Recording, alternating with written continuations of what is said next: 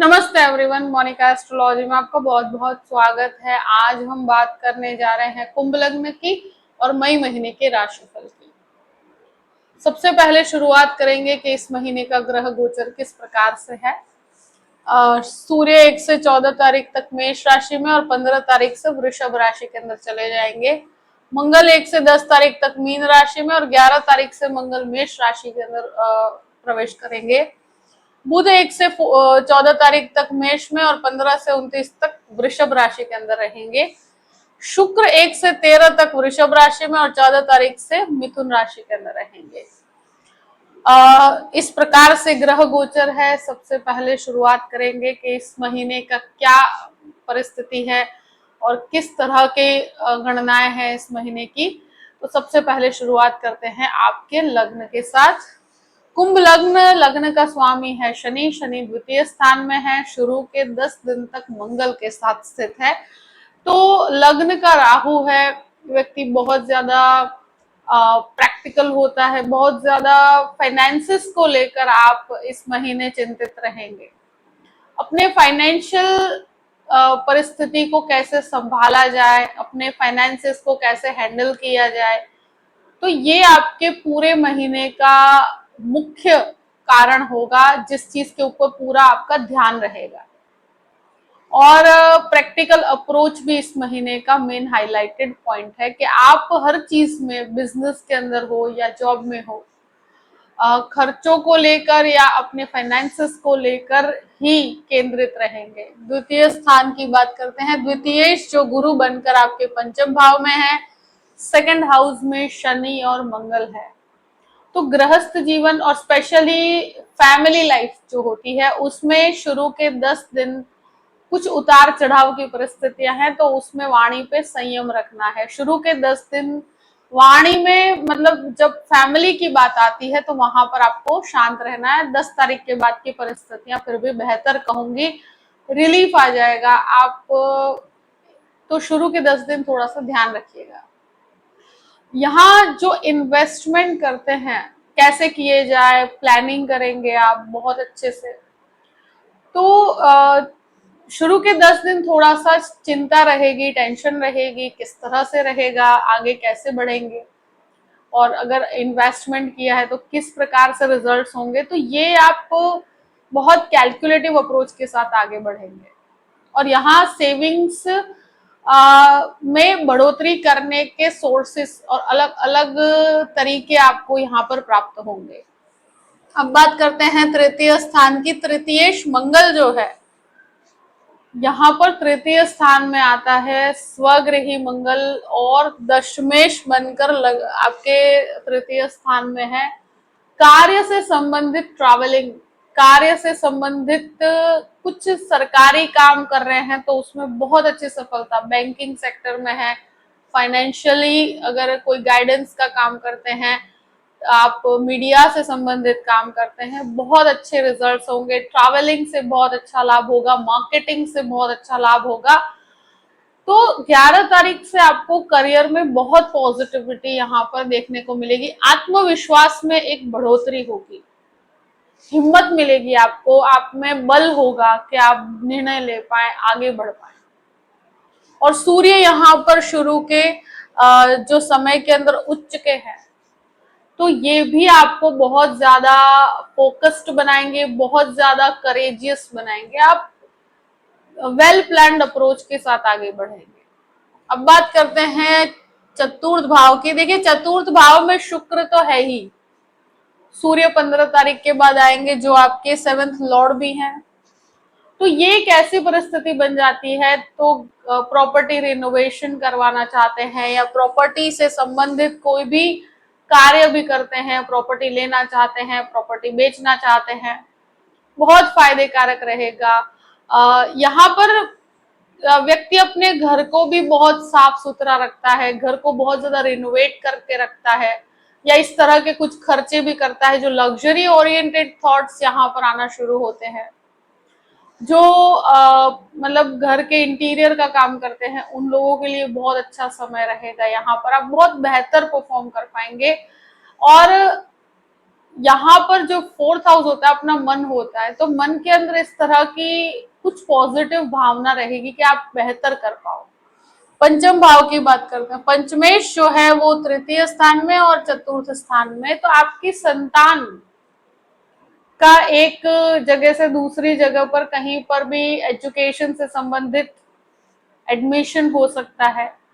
Students के लिए ये समय बहुत ही अच्छा है, बहुत अच्छा परफॉर्म भी कर पाएंगे और मुझे लगता है कि यहाँ आपको बहुत अच्छे रिजल्ट्स मिलेंगे। जो 14th से आपको यहाँ शुक्र की एंट्री होती है, जो आपके भाग्य का स्वामी है, तो यहाँ भाग्य से चीजें बनेंगी। 14 से तो बहुत ही अच्छा है। तो स्टूडेंट्स यहाँ पर बहुत अच्छे से जो रिजल्ट्स देख रहे हैं, कहीं एडमिशन लेना है, बहुत बेहतर परफॉर्म कर पाएंगे, सही टीचर्स प्राप्त होंगे, सही गाइडेंस प्राप्त होगा। तो ये एक बहुत अच्छी संभावना यहाँ दिखती है। शेयर मार्केट से संबंधित लाभ भी यहाँ पर 14 से और भी ज्यादा बढ़ेंगे, जो आपके लिए फायदे कारक रहेगा। अब बात करते हैं आपके छठे घर की। देखिए, छठे घर के ऊपर मंगल का एक दृष्टि संबंध पड़ रहा है 11 तारीख से। तो लोन से संबंधित, अगर ऑलरेडी लोन है तो उससे संबंधित कुछ चिंता परेशानी हो सकती है। ये समय में 11 तारीख के बाद बहुत बड़े नए लोन मत लीजिएगा, या कोई बहुत बड़ा लोन उठा के काम करते हैं तो वहां थोड़ा सतर्क रहना चाहिए, थोड़ा कैलकुलेटिव अप्रोच रखना चाहिए। मैं ये नहीं कह रही हूं कि मत लीजिए, अगर हो सके तो कम से कम लीजिए, और न जरूरत पड़े और आप अगर ध्यान पूर्वक चले और जहां पर लगे कि नहीं लेना है तो मत लीजिएगा, क्योंकि ये थोड़ा सा पे ऑफ करने में समस्या होती है। ये डिस्प्यूट्स का भी घर है, तो कहीं ना कहीं ये इस तरह के डिस्प्यूट्स है उसमें भी आपको परेशानी देती है।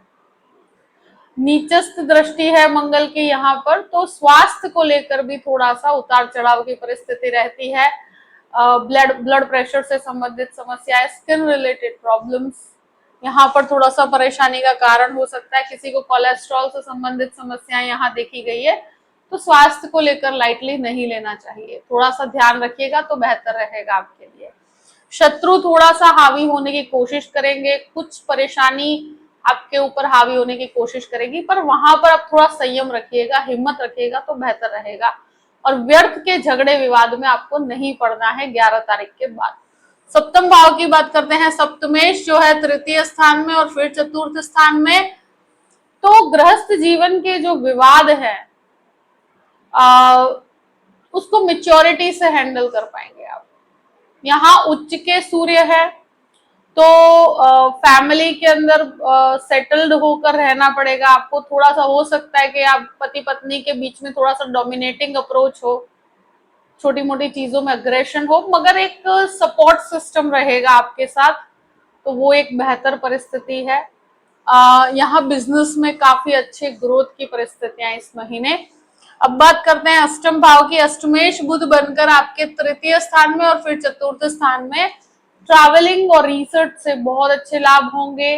इन लॉस से संबंधित लाभ भी यहाँ पर नजर आते हैं, और हो सके तो अपनी जो भी सिचुएशंस हैं उनको थोड़ा सा सीक्रेट रखिएगा, मतलब परिस्थितियों में अपनी जो पॉजिटिव चीजें हैं जल्दी से किसी से शेयर मत कीजिएगा। हो सके तो पहले चीजों को बनने दीजिए, 100% कंप्लीट होने दीजिए, उसके बाद आप उसको कहिएगा। काम बनने से पहले किसी को जल्दी से आपको नहीं बताना चाहिए। नवम भाव की बात करते हैं। नवमेश शुक्र बनकर पहले तो आप चतुर्थ भाव में, फिर पंचम भाव में।